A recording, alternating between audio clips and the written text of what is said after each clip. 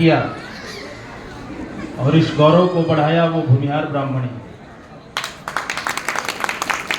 सत्य की उपासना को बंगाल में भूमिहार ब्राह्मण ने कैसे लाया, मैं ये भी बताऊंगा। शर्मा जी ने बहुत अच्छी बात कही।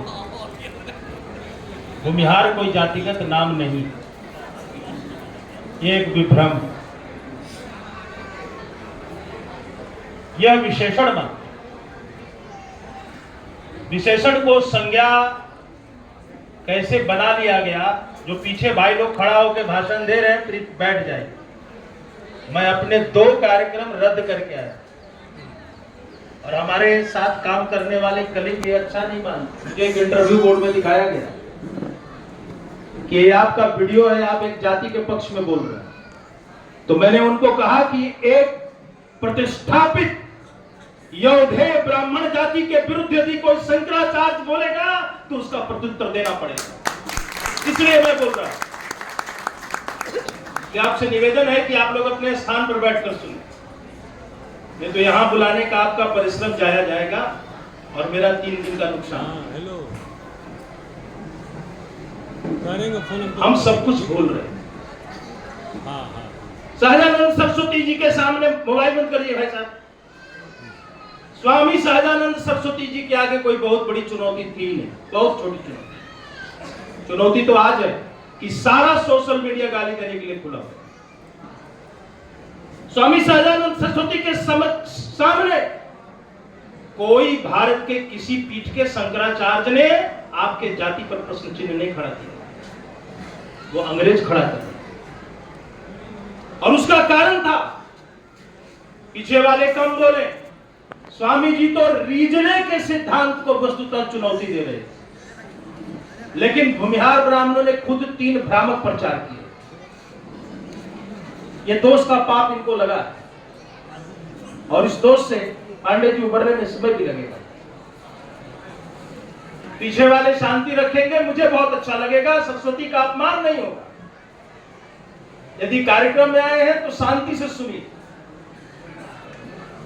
पीछे के भाई लोग उनको शांत कराएं, बैठ जाए। स्वामी जी तो रिजले के सिद्धांत को चुनौती दे रहे थे, स्वामी जी जोनाथन डंकन के सिद्धांत को चुनौती दे रहे थे, स्वामी जी सेरिंग के सिद्धांत को चुनौती दे रहे थे। जब स्वामी जी थे तो इस देश में पंडित चित्रधर मिश्र भी थे जो भूमिहार ब्राह्मण की गाथा गाते थे। आज कोई चित्रधर मिश्र नहीं है, वो मैथिल ब्राह्मण। जब स्वामी थे जी थे तो महापंडित महामहोपाध्याय तारनीश झा भी थे, जो सगर्व कहते थे कि भूमिहार ब्राह्मण ब्राह्मण है। इसलिए विडंबना आज है। आज कोई हजारी प्रसाद द्विवेदी नहीं है जो सरयुपारण ब्राह्मण थे, लेकिन बाणभट्ट की आत्मकथा में भूमिहार ब्राह्मण की परिभाषा लिखकर चले गए। समस्या आज गंभीर है और समस्या इसलिए गंभीर है कि तब कोई काशी में राजा था जिसके कदमों से, जिसके पहल से अखिल भारतीय ब्राह्मण समाज चलता था। तब कोई मदन मोहन मालवीय था जिसको भूमिहार ब्राह्मण के गौरव का ज्ञान था। आज पूरे विश्व का भ्रमित इतिहास लेखन, जातिवादी राजनीति, अंबेडकरवाद, नक्सलवाद, ब्राह्मण द्वेषी समाज सबसे ज्यादा यदि किसी के विरुद्ध है तो भूमिहार ब्राह्मण के समाज के विरुद्ध।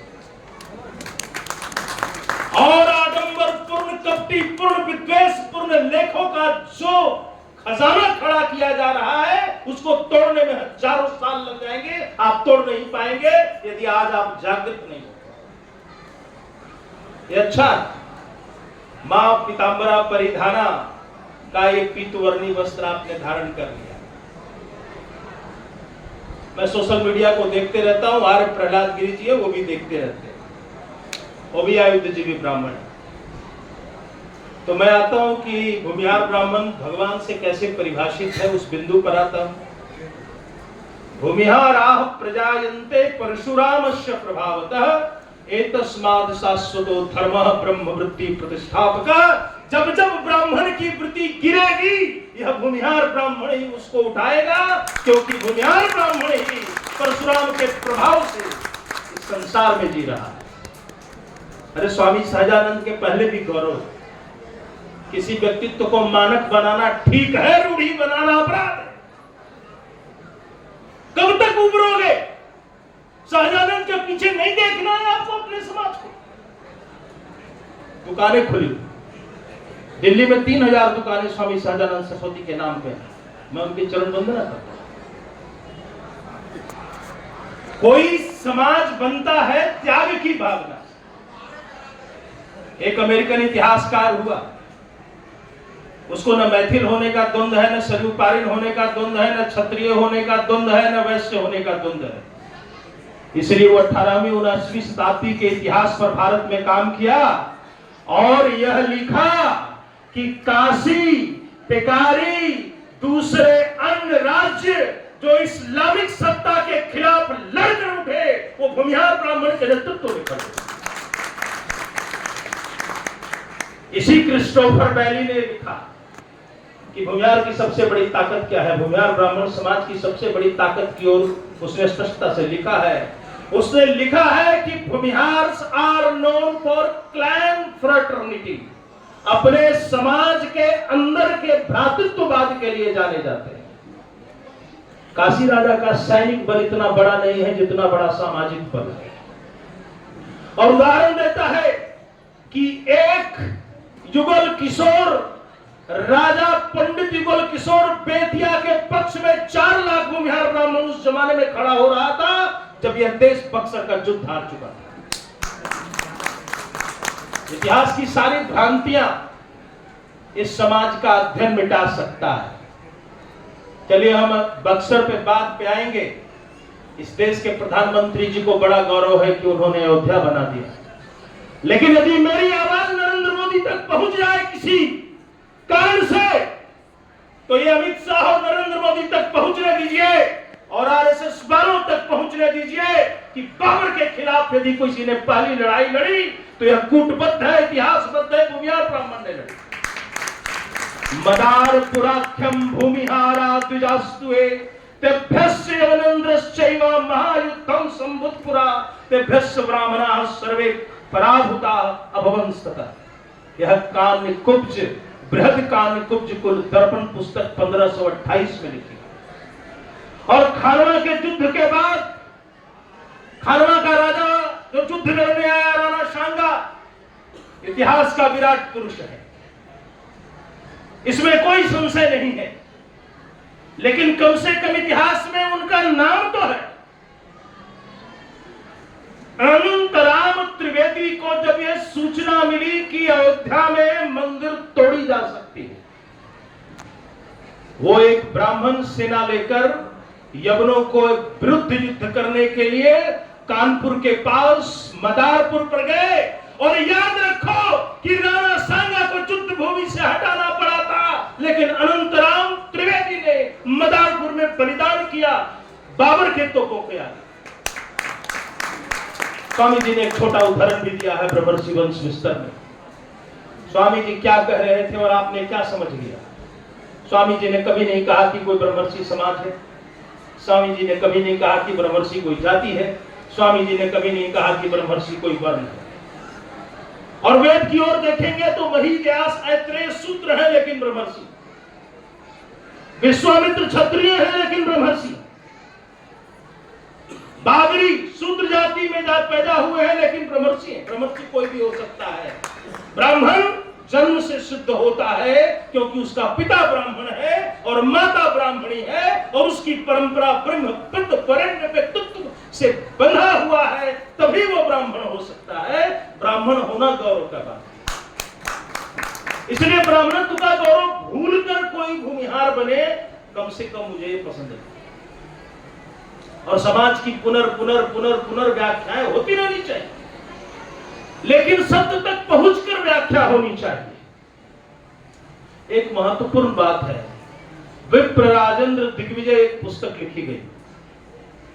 इस पुस्तक में भूमिहारों का बड़ा सुंदर वर्णन है। लेकिन मूल पुस्तक के छपने के मात्र 40-50 साल बाद उसके कई श्लोक हटा दिए गए। निश्चित रूप से ब्राह्मण समाज में श्रेष्ठता और अश्रेष्ठता की लड़ाई बहुत गहरी है और गंदी भी है, लेकिन यह श्लोक बड़ा महत्वपूर्ण है। प्रोक्तः भूमे हारः ब्राह्मण वंशैक वीरः सर्वशास्त्र निष्णातः धनुर्विद्या विशारदः। ब्राह्मण वंश में भूमिहार कौन है? ये इसकी परिभाषा है कि सभी शास्त्रों में जो निष्णात है और धनुर्विद्या का विशारद है, वह ब्राह्मण वंश में वीर नहीं है। ब्राह्मण वंशैक वीरः का मतलब होता है ब्राह्मण वंश का एक और एकमात्र वीर है। और लिखने वाला कोई भूमिहार ब्राह्मण नहीं था। भूमिहार शब्द बना कैसे? ये परंपरा क्या है? हम विद्वान जन जो लोग यहाँ बैठे हैं उनको जानना चाहिए। भारत में भूमि दान की 4 प्रतिष्ठापित परंपराएं, और मगध शासकों ने इस परंपरा को दृढ़ किया। पहली परंपरा है भूमि अग्रहार की परंपरा। भूमि अग्रहार का मतलब है वैदिक शिक्षा के प्रोन्नयन के लिए दान में दी गई ब्राह्मण को भूमि। दूसरी भूमिदान की परंपरा है ब्रह्मदेय भूमि। ब्राह्मण के व्यक्तिगत वैदुष्य के कारण जो भूमि दान में दी गई जीविकोपार्जन के लिए, उस भूमि को ब्रह्मदेय भूमि कहते हैं।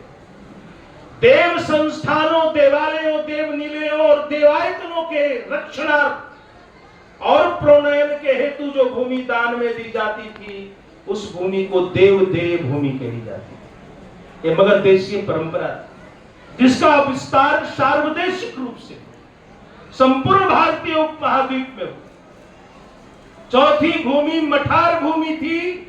मठों को दिया जाने वाली भूमि, जहां मथित ज्ञान संरक्षित हो, जहां मंथन की परंपरा हो, वह मठ है। और वो मथित ज्ञान को संरक्षित करता है, तो मठों को दी गई मठार भूमि भी ब्राह्मण को मिली। लेकिन भूमिहार ब्राह्मण आरंभ से थोड़े अलग।